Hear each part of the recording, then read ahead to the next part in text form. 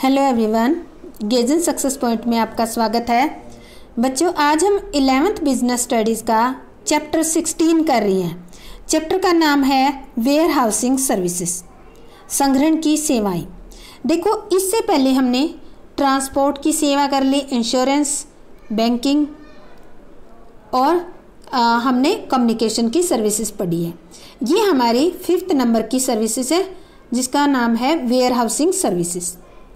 तो देखो, where housing होता क्या है, इसके अंदर क्या होता है, एक टाइप का गोदाम होता है और उसके अंदर हम अपना प्रोडक्शन जो होते हैं वो सेफ रखते हैं।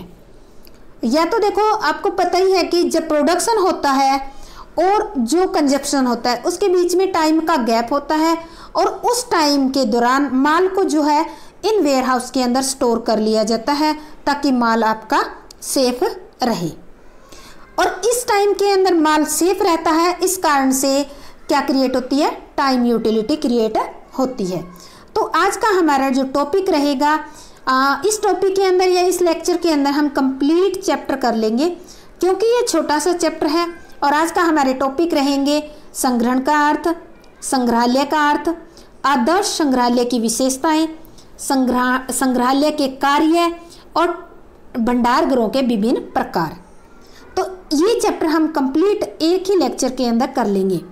तो देखो, सबसे पहले हम करते हैं मीनिंग ऑफ वेयर हाउसिंग। संग्रहण का अर्थ क्या है? वस्तुओं को एक विशेष स्थान और व्यवस्थित ढंग से सुरक्षित रखने की जो क्रिया है उसको क्या कहा जाता है? संग्रहण कहा जाता है। संग्रहालय का अर्थ क्या है? Meaning of warehouse. भंडार गृह का अर्थ एक विशेष रूप से निर्मित ऐसे भवन से है जिसमें कच्चा माल और तैयार माल उस समय तक सुरक्षित रखा जाता है जब तक कि माल के स्वामी द्वारा उसकी मांग न की जाए। जैसे कच्चा माल रख रखा है तो जब तक ये बनाने के लिए इसकी जरूरत नहीं पड़ती तब तक इसमें स्टोर रखा जाता है। तैयार माल जो होता है, माल जब तक मार्केट में डिमांड नहीं होती, सप्लाई नहीं होती, तब तक इसके अंदर स्टोर किया जाता है। आदर्श संग्रहालय की विशेषताएं। तो देखो, आदर्श संग्रहालय जो होता है इसकी कुछ कई विशेषताएं हैं। सबसे पहला है प्रॉपर लोकेशन। प्रॉपर लोकेशन, उचित स्थान। भंडार गृह ऐसे स्थान पर होना चाहिए जो कि क्रेताओं और विक्रेताओं के समीप हो, यानी कि उनके आसपास हो, और क्रेताओं पर भाड़ा व्यय ज़्यादा ना पड़े, यानी कि जो खरीदने वाले हैं वो आसानी से उस गोदाम तक पहुंच सके। और गोदाम जो है खुले स्थान पर होना चाहिए ताकि जो ट्रक वगैरह, साधन वगैरह आते जाते हैं उनमें किसी भी प्रकार की कोई दिक्कत ना हो। सुरक्षित यानी कि सेफ। भंडार गृह हर प्रकार से सुरक्षित होना चाहिए, जैसे आग, पानी, गर्मी, नमी, कीड़े मकोड़े, सभी तरह से सुरक्षित होना चाहिए। माल की उचित देखभाल, प्रॉपर सुपरविजन ऑफ गुड्स। गोदाम में रखे गए माल की देखभाल उचित तरीके से होनी चाहिए। गोदाम में समय समय पर दवाइयों का छिड़काव करने की व्यवस्था होनी चाहिए। निश्चित समय के बाद गोदाम में जो माल रखा है उसको चारों तरफ से उसका निरीक्षण होना चाहिए। चारों तरफ से निरीक्षण का मतलब है कि कुछ समय समय के बाद जो गोदाम के अंदर रखा हुआ माल है उसको चेक कर लेना चाहिए कि उसमें नमी, कीड़े मकोड़े तो नहीं लग गई है। नेक्स्ट है मितव्ययता इकोनॉमिक। संग्रहालय की बनावट जो है, वेयर हाउस की बनावट इस प्रकार की होनी चाहिए कि कम से कम जगह पर ज़्यादा से ज़्यादा माल को स्टोर किया जा सके। परिवहन के समीप, नियरनेस टू ट्रांसपोर्ट। संग्रहालय क्या होता है? एक टाइप का स्टोर होता है, ठीक है। संग्रहालय का निर्माण ऐसे स्थान पर होना चाहिए जहां पर परिवहन के साधन, ट्रक वगैरह है, बड़े साधन जो है वो आसानी से वहां तक पहुंच सके। यही कारण है कि आप देखते हो कि रेलवे स्टेशन है या जो बंदरगाह है उनके आस पास आपको बहुत बड़े बड़े गोदाम देखने को मिल जाएंगे। शीघ्र उपलब्धता, अर्ली अप्रोच। संग्रहालय किसी ऐसे स्थान पर होना चाहिए जहां क्रेता, विक्रेता और वाहन चालक आसानी से और शीघ्रता से पहुंच सके। गोदाम में रखे गए माल की सूची भी तैयार होनी चाहिए ताकि उसमें रखे हुए माल को ढूंढने में ज़्यादा समय ना लगे। कंट्रोल, संग्रहालय मतलब जो आपके गोदाम है या जो स्टोर गृह है उनको उनके उचित नियंत्रण की व्यवस्था होनी चाहिए। उनकी उचित निरीक्षण होना चाहिए। निरीक्षण मतलब नियंत्रण होना चाहिए, सॉरी। संग्रहालय प्रबंध एक अधिकारी के अंदर होना चाहिए। जो गोदाम आपका है, जहाँ माल रखा है, उसके लिए एक अधिकारी होना चाहिए, एक व्यक्ति होना चाहिए जो उसको मैनेज करे। गोदाम के अंदर और बाहर जो भी माल आता जाता है उसकी उचित व्यवस्था होनी चाहिए, यानी कि कितना माल गोदाम के अंदर आया है और कितना बाहर गया है उसको प्रॉपर तरीके से लिखा जाना चाहिए। सफिशिएंट स्पेस, पर्याप्त स्थान। एक आदर्श संग्रहालय का उद्देश्य अधिक से अधिक माल को सुरक्षा प्रदान करना होता है और संग्रहालय में संग्रह के लिए पर्याप्त स्थान होना चाहिए। हर व्यापारी यही चाहता है कि उसका सारा माल जो गोदाम में आ जाए, ताकि उसे नमूने आदि दिखाने के लिए अलग अलग जगहों पर ना जाना पड़े, क्योंकि एक ही जगह पर सारा माल आने की वजह से उसको सुविधा हो जाती है। अब आता है फंक्शंस ऑफ वेयर हाउसिंग। भंडार गृह व्यवस्था के विभिन्न अंग बन चुकी है। देखो, ये वस्तुओं में समय और स्थान उपयोगिता का तो सृजन करते ही करते हैं, इसके अलावा ये व्यवसायियों को अनेक प्रकार की सहायता भी प्रदान करते हैं। और इनके मुख्य कार्य कौन कौन से हैं? देखो, सबसे पहला है समय उपयोगिता का सृजन, क्रिएशन ऑफ टाइम यूटिलिटी। भंडार गृह वस्तुओं की समय उपयोगिता का सृजन करती है। बहुत सी वस्तुएं एक विशेष समय पर उपलब्ध होती है, जबकि उनका उपभोग पूरे वर्ष तक चलता रहता है। अब देखो, उत्पादन और उपभोग समय के अंतर तक वस्तुओं को सुरक्षित रखने का कार्य भंडार गृह द्वारा ही किया जाता है। इसको एक एग्जांपल के द्वारा समझते हैं। जैसे गेहूं है, गेहूं अप्रैल में ही इसका बल्क में प्रोडक्शन होता है, बट बाकी जो 11 महीने हैं, 11 महीने तक इसकी खपत होती है। अब अप्रैल में जब गेहूं आएगी तो भंडार गृह के अंदर स्टोर कर ली जाएगी और इन 11 महीनों में थोड़ी थोड़ी करके मार्केट की डिमांड के अकॉर्डिंग सप्लाई कर दी जाएगी। तो इस दौरान ये जो 11 महीने गेहूं को जो सेफ रखा है वो क्या है? गेहूं की टाइम यूटिलिटी क्रिएट करता है। नेक्स्ट आता है equilibrium in demand and supply. मांग और पूर्ति में समन्वयता, यहाँ समन्वयता है, ये तालमेल बिठाता है, इक्विलिब्रियम करता है। जब कभी बाजार में वस्तुओं की मांग कम होती है तो अतिरिक्त वस्तुओं को भंडार गृह में रख दिया जाता है। यानी कि जब वस्तुओं की मांग कम होती है तो सप्लाई सीधी सी बात ज़्यादा होगी, जब ज़्यादा होगी तो इनको कहाँ रख दिया जाएगा? भंडार गृह में रख दिया जाएगा और आवश्यकता पड़ने पर भंडार गृह से निकालकर वस्तुओं की पूर्ति कर दी जाती है। इस प्रकार वस्तु की मांग और पूर्ति में समन्वय स्थापित करने का कार्य भी संग्रहालय द्वारा ही किया जाता है। फाइनेंशियल हेल्प, वित्तीय सहायता। व्यापारी को रुपए की आवश्यकता पड़ने पर माल को जमानत के रूप में, गोदाम में जो भी माल रखा है उसको बैंक के पास जमानत के रूप में रखकर ऋण लिया जा सकता है। यदि व्यापारी ऋण के भुगतान करने में असमर्थ रहता है तो बैंक माल को बेचकर रुपया वसूल कर लेता है। और दूसरा, अगर आपका माल सरकारी गोदामों में रखा गया है तो आपको एक रसीद मिलेगी, उस रसीद के ऊपर आप लोन ले सकते हो। तो इस तरह से लोन लिया जा सकता है। नेक्स्ट आता है शीघ्र नाशवान वस्तुओं का संग्रह, स्टोरिंग पेरिशेबल गुड्स। यानी कि नाशवान वस्तुओं को शीत संग्रहालय में सुरक्षित रखकर लंबे समय तक इसका प्रयोग संभव बनाया जा सकता है। जैसे आप देखते हो दूध, फल, सब्जियां, मिठाई वगैरह, उनको कोल्ड स्टोरेज में रखकर कई कई महीनों तक सेफ रखा जा सकता है। आजकल आप देखते हो कि ऑफ सीजन की जो सब्जी है, जिस सीजन में उसका प्रोडक्शन ही नहीं होता है, उस सीजन की सब्जी आजकल आपको मार्केट में मिल जाती है। तो वो कैसे सुरक्षित रखी जाती होगी? इन जो कोल्ड स्टोरेज है उनमें रखी जाती है। जिस तरह से आपके घर में आप फ्रीज रखते हो, उसमें आप दूध, दही, फल, सब्जियां 2-3 हफ्ते के लिए सेफ रखते हो, उसी तरह बड़े बड़े कोल्ड स्टोरेज होते हैं, उनमें कई महीनों तक के लिए इन जो पेरिशेबल गुड्स, नाशवान वस्तुएं होती हैं, उनको सेफ रखा जा सकता है। कच्चे माल का संग्रह, स्टोरेज ऑफ रॉ मटेरियल। ऐसा कच्चा माल जिसका उपयोग पूरे वर्ष तक होता है लेकिन उत्पादन किसी विशेष समय पर ही होता है।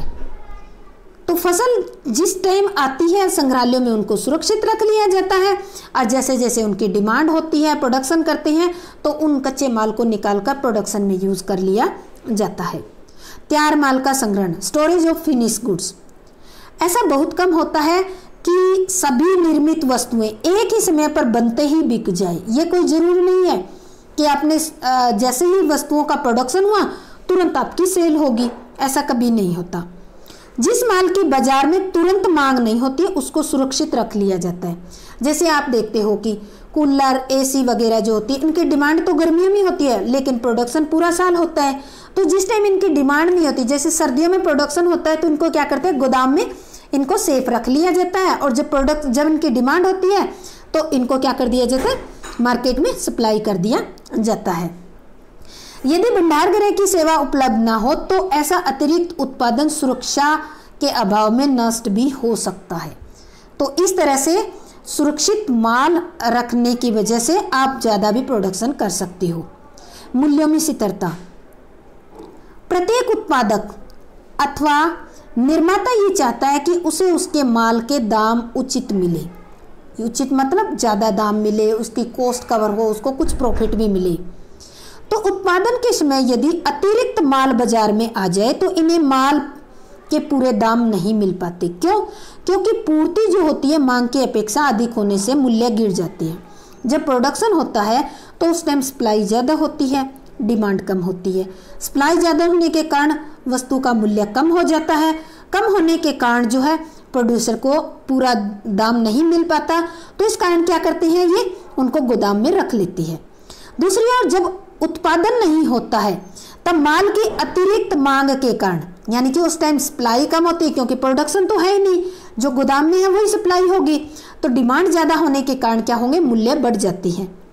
और अतिरिक्त उत्पादन जो आपने गोदाम में रख रखा है उस माल को आप सप्लाई करके मूल्य में स्थिरता बना सकते हैं, या फिर आप अपना जो उचित दाम प्राप्त करना चाहते हैं वो दाम प्राप्त कर सकते हैं।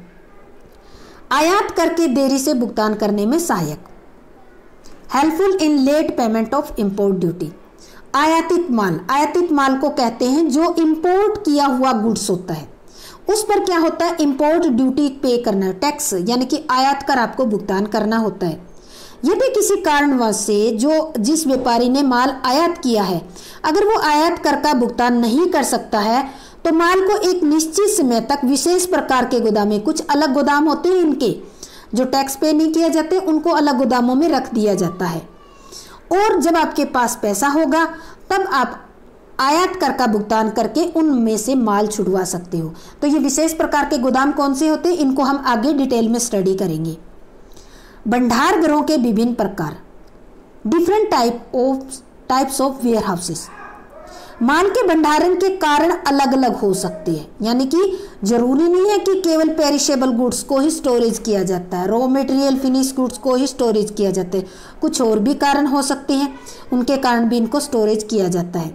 जैसे कहीं पर केवल सरकार द्वारा भंडार गृह बनाया जाता है, कहीं पर निजी व्यक्तियों द्वारा माल को भंडार करने के उद्देश्य से किया जाता है, कई बार बैंक से सहायता प्राप्त करने के लिए भी भंडार गृह बनाकर उनमें माल को स्टोर किया जाता है, कहीं पर शीघ्र नाशवान वस्तुओं को सुरक्षित रखने के लिए भंडार गृह बनाकर उनमें माल स्टोर किया जाता है। इस प्रकार संग्रहालयों को संग्रहण की प्रकृति के अनुसार कई भागों में बांट दिया जाता है। फर्स्ट है गवर्नमेंट वेयर हाउसेस। ये जो भंडार गृह होते हैं इसके नाम से आपको पता चल रहा है कि ये केंद्रीय सरकार, राज्य सरकार अथवा निगमों के द्वारा स्थापित किए जाते हैं और इनका उद्देश्य सरकारी भंडारण करना होता है। यानी कि सरकार जो माल परचेज करती है, जैसे आपने देखा होगा कि गेहूं के दिनों में गेहूं परचेज करती है तो उनको अपने भंडार गृहों में रखती है। उदाहरण के लिए भारत में भारतीय खाद्य निगम और राज्य व्यापार निगम द्वारा इसी उद्देश्य के लिए, यानी कि सरकार के द्वारा खरीदे गए माल को सुरक्षित रखने के लिए ही गोदाम बनाए जाते हैं। निजी भंडार गृह, इसके नाम से पता चल रहा है ये भंडार गृह व्यापारी अपने निजी प्रयोग के लिए बनवाती है। समय समय पर क्रय किया गया माल, निर्मित किया गया माल, जो अतिरिक्त माल होता है उसको इनमें स्टोर किया जाता है और इन भंडार गृहों में अन्य व्यापारियों को माल रखने की सुविधा नहीं होती क्योंकि ये केवल अपना ही माल स्टोर करने के लिए बनाते हैं। सार्वजनिक भंडारण, पब्लिक वेयर हाउस। ये भंडार गृह सरकार अथवा किसी निजी कंपनी द्वारा बनाए जाते हैं और इनका उद्देश्य सरकारी अथवा निजी नहीं होता बल्कि सार्वजनिक होता है, यानी कि समाज का प्रत्येक व्यक्ति इनका लाभ उठा सकता है। समाज का कोई भी व्यक्ति है वो इनका लाभ उठा सकता है।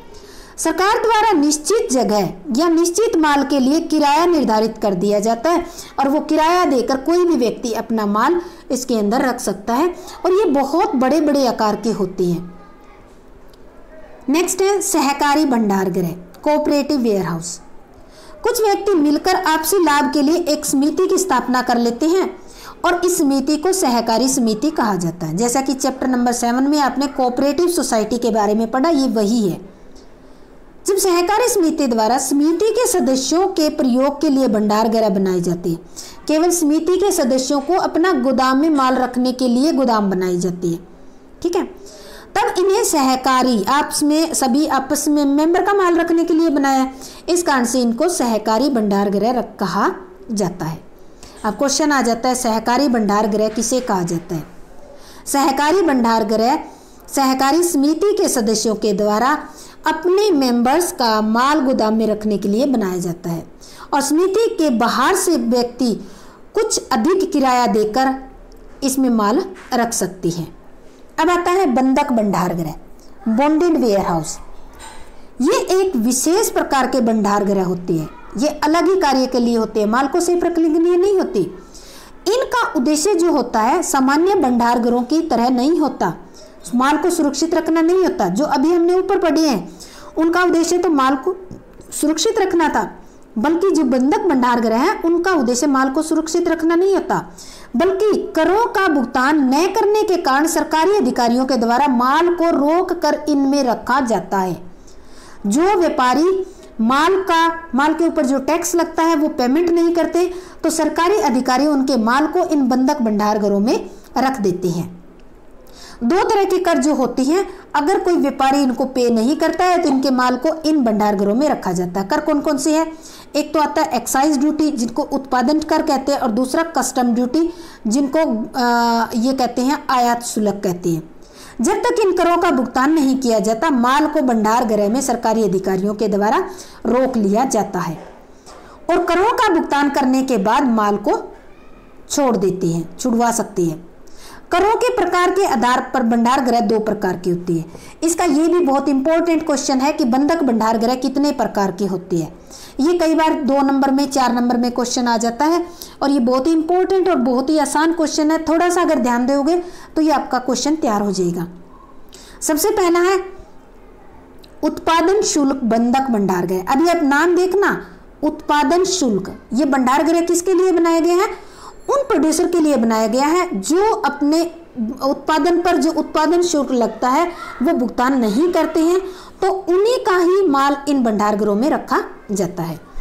देखो, इन भंडार गृहों का निर्माण उद्योगों के लिए किया जाता है जिन्हें माल के उत्पादन पर उत्पादन शुल्क एक्साइज ड्यूटी का भुगतान करना पड़ता है। देखो, ऐसे उत्पादक होते हैं उनके समक्ष 2 विकल्प होती है, या तो उत्पादित माल पर तुरंत उत्पादन शुल्क का भुगतान कर दें अथवा उत्पादित माल को बंधक भंडार गृह में रख दें और माल की जैसे जैसे बिक्री करते जाएंगे साथ साथ वो जो है उत्पादन शुल्क का भुगतान कर देंगे और अपने माल को छुड़वा कर बेच सकते हैं। सीमा शुल्क बंधक भंडार गृह, इसमें भी आपको पता चल रहा है कस्टम बॉन्डेड। कस्टम बॉन्डेड क्या होती है? जो माल आपने इंपोर्ट किया है उस पर इंपोर्ट यानी कि कस्टम ड्यूटी लगती है, आयात कर लगता है, वो भुगतान किया जाता है जिसको सीमा शुल्क कहते हैं। बंदरगाह से माल छुड़वाने के लिए इस कर का भुगतान करना जरूरी होता है। यदि आयातकर्ता कर का भुगतान करने में असमर्थ होता है यानी कि उसके पास पैसे नहीं है तो वह कस्टम अधिकारी से प्रार्थना पत्र द्वारा अनुरोध कर सकता है कि सीमा शुल्क के भुगतान की तिथि तक उसका माल बंधक भंडार गृह में रखा जाए। यह भंडार गृह बंदरगाह के समीप ही होते हैं और इनका प्रयोग किसी अन्य उद्देश्य के लिए नहीं किया जाता। केवल ऐसा माल जिन पर टैक्स पे नहीं किया गया वही माल इसमें बंधक करके रखा जाता है। अब आता है बंधक भंडार गृह के लाभ क्या है। Advantage of bonded warehouses. इन भंडार गृहों से कर के स्थगन का लाभ प्राप्त ही होता है। स्थगन मतलब कुछ टाइम के लिए आप टैक्स पेमेंट को डिले कर सकती हो, लेकिन व्यापारी कर की असमर्थता की आड़ में कई और भी लाभ उठा जाती है। तो वो कौन कौन से बेनिफिट उठा सकते हैं? सबसे पहले है पुनः निर्यात व्यापार में सहायक, हेल्पफुल इन इंटरपोर्ट ट्रेड। यदि व्यापारी का विचार माल बंदरगाह से ही किसी अन्य देश को निर्यात करने का बन जाए तो सीमा शुल्क से बचा जा सकता है। सीमा शुल्क आपको कब पे करना है? जब बंदरगाह से माल अपनी कंट्री के अंदर हम लाएंगे, अपने देश की सीमा के अंदर एंट्री देंगे, तभी आपको सीमा शुल्क का भुगतान करना है। बट आपने तो सीमा शुल्क यानी कि बंदरगाह से अपने देश के अंदर माल एंट्री नहीं किया, बंदरगाह से बाहर ही नहीं निकाला, वहीं का वहीं माल किसी और कंट्री को एक्सपोर्ट कर दिया, तो आपको सीमा शुल्क का भुगतान करने की जरूरत नहीं है, तो आपको भुगतान नहीं करना पड़ेगा। दूसरा आप फायदा उठा सकते हो बिना कर का भुगतान किए माल बेचना, sale of goods before payment of customs duty. बंधक भंडार गृह में माल रखने के बदले में व्यापारी को एक रसीद प्राप्त होती है, क्योंकि जो माल आपने रखा उसका प्रूफ तो आपको देंगे ही, तो वो एक रसीद होती है। इस रसीद के आधार पर माल को आप बेच सकते हो किसी और व्यापारी को, और ये रसीद जो है एक निगोशिएबल इंस्ट्रूमेंट बन जाती है। अधिक माल का आयात संभव, import of more goods possible.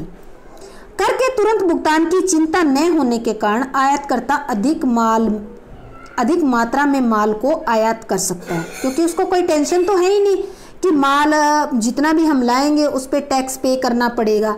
बंधक भंडार गृह में रख दिया, जैसे जैसे आप माल वहाँ से विड्रॉ करोगे उसके साथ साथ आप टैक्स पे करते जाओगे, या फिर माल आप एक्सपोर्ट कर सकते हो या किसी को बेच भी सकते हो। फोर्थ है विशेषज्ञों की सेवाओं का लाभ, benefits of service of expert.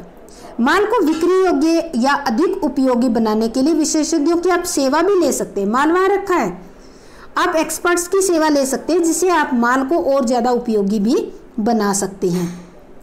वैज्ञानिक संग्रहण का लाभ, बेनिफिट ऑफ साइंटिफिक स्टोरेज। बंधक भंडार गृहों में माल को वैज्ञानिक तरीकों से रखा जाता है, क्योंकि वहाँ पे जो माल आता है उसको मैनेज करने के लिए साइंटिफिक यानी कि जो अपने साइंटिस्ट है वो रहते हैं कि माल को किस तरह से सेफ रखा जाता है। इस प्रकार व्यापारियों का जो माल है उसकी किस्म में गिरावट की कोई चिंता नहीं होती। जैसा माल जिस क्वालिटी का रखते हैं वो क्वालिटी वैसे ही रहती है, वो डाउनग्रेड नहीं होती। वित्तीय सहायता, बंधक भंडार गृह से प्राप्त रसीद के आधार पर बैंक से ऋण भी प्राप्त किया जा सकता है। जो रसीद है उसको बैंक में जमानत के रूप में देकर आप ऋण भी ले सकती है। अत्यधिक हानि से छुटकारा, सेफ फ्रॉम एक्सेसिव लॉस। इसमें क्या होता है, यदि बाजार में माल की मांग शून्य के कारण आयात कर की रकम माल के बाजार मूल्य से अधिक हो जाए तो प्रार्थना पत्र देकर माल का स्वामित्व त्यागा जा सकता है।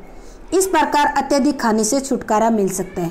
मान लेते हैं आपका गोदाम में माल रखा 1 लाख रुपए का, ठीक है, 1 लाख रुपए का रखा है, और अब देखो जो माल हमने आयात किया था वो माल जो है उसकी बाजार में कोई मांग नहीं है, जीरो है मांग, ठीक है, बट हमें गोदाम में से छुटवाते वक्त इस पे खर्चा आता है 1,20,000 रुपये, ठीक है, 1,20,000 रुपये। तो अब व्यापारी इतना पागल नहीं है कि 1 लाख का माल छुटवाने के लिए 1,20,000 दे, तो वो इसी माल को क्या करेगा, इसी माल को वहीं का वहीं छोड़ देगा, उसका स्वामित्व त्याग देगा। क्या करेगा, स्वामित्व त्याग देगा, जिससे वो बहुत ज़्यादा हानि होती है। कम से कम 20,000 रुपये की हानि से तो बच जाएगा। करके धीमी गति से भुगतान का लाभ, benefit of slow payment of tax. बंधक भंडार गृह में रखे गए माल पर धीरे धीरे कर का भुगतान करके माल को छुटाया जा सकता है।